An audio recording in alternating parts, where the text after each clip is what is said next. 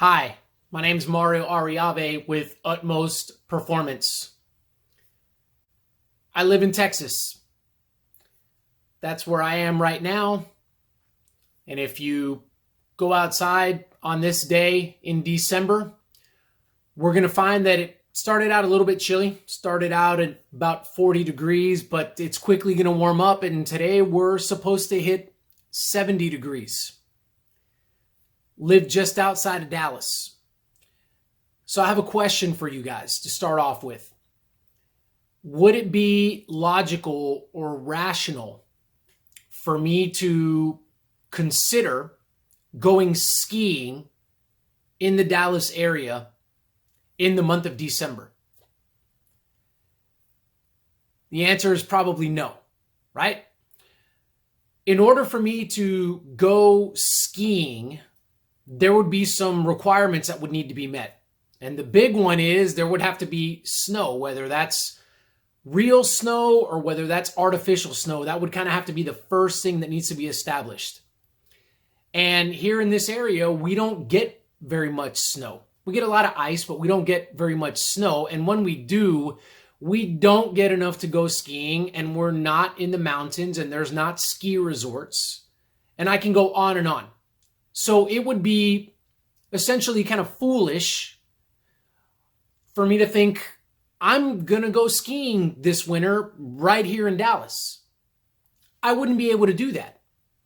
Although I would really want that maybe and really want to ski here in this area, it's just not going to be possible. What I could do, however, is I can get in a car or I can get on a plane and I can go somewhere else where there is snow, where there are mountains, there is a ski resort, and I can go skiing there. What's happening here, though, is that I'm needing to change my environment. My environment has to change. I've got to go from my surroundings here in the Dallas area, and I've got to go to this other location where skiing could be a reality. I would be able to do that. So, point number one that I want to get across here is the fact that our environment shapes our thoughts and our actions to a certain extent. Because living here in the Dallas area, my surroundings, my environment creates certain circumstances and experiences that I think about and process and then go into action, make their way into action. In other words, you're not going to find me putting on ski boots and grabbing a pair of skis and ski poles and walking outside my door, because my environment dictates to me that I shouldn't even think about, let alone act in that way.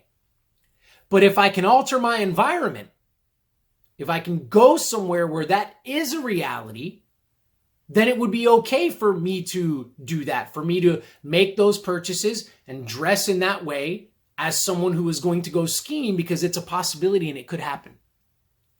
So now let's transfer this idea, this principle, this example to our mindsets. For many of us, we operate within a mental environment, a mental workspace, where we are looking to go skiing with a mindset that lives in the Dallas area. Now think about that. You're never going to go skiing living here. It would take a miracle for you to do that. Never say never, so you might, but it's very, very highly unlikely. So what you can do, however, is you can change the environment up here in your mind to a place where going skiing would be more likely. Now substitute going skiing with a level of performance you're looking to achieve. Substitute going skiing with a self-image that you wish to possess. You get what I'm saying? For many of us, our environment is not conducive to And so therefore, we often find ourselves frustrated. We often find ourselves disappointed. But think about what we're doing, folks. We're setting ourselves up for failure, not success. Because if our minds are stuck in Dallas and we're trying to go skiing, the outside observer would look at us and say, that doesn't make sense.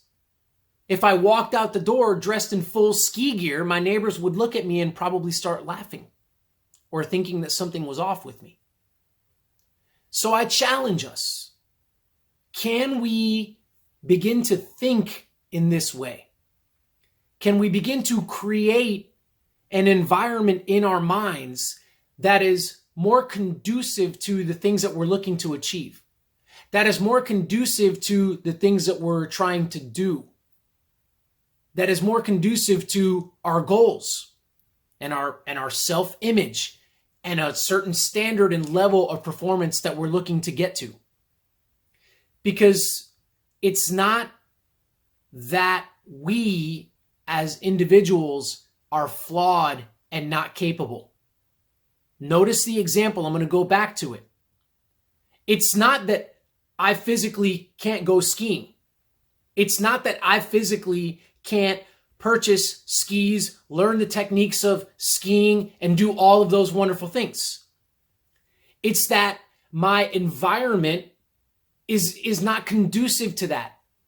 So although I may have all of the gear, and although I may know the technique, and although I may be a wonderful skier, I don't have the environment that's going to allow me to show these skills off and to allow me to act a certain way. So let's get our minds, let's change our environment up in our minds. And then we'll begin to see that it was all an environment issue. We just didn't cast forward. And that's what I want to leave us with, is this. How do we get there? How do we do this, Mario? The answer is imagination. That's the answer. Because although I live in Dallas, I could close my eyes and I can envision myself, imagine myself with skis on my feet. I can imagine myself in the mountains of Colorado. I can imagine myself coming down a ski slope and skiing with wonderful technique and getting down to the bottom. I can imagine myself and begin to feel, if I hone this power of imagination, of imagery, of visualization, I can imagine myself feeling chilly because of the snow around me and the cold temperatures.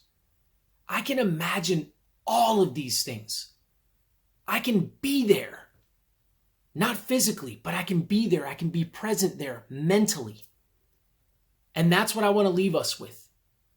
Because that's what we need to do with whatever it is that we're trying to achieve, with whatever goal we have, with whatever self-image that we're chasing after. We need to take our imaginations there.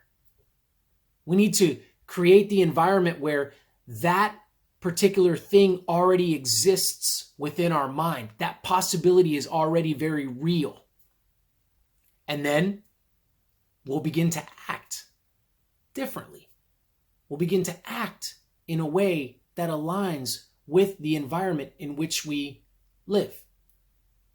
Very much so like I would dress a certain way here versus dressing a certain way in the mountains of Colorado. Two different environments. So therefore, I need to act a different way when I go to choose what I'm going to wear. Okay, folks, that's what I've got for you. The power of imagination. We need to be working it out all of the time. If not, we're going to be frustrated at not achieving what it is that we would like to achieve.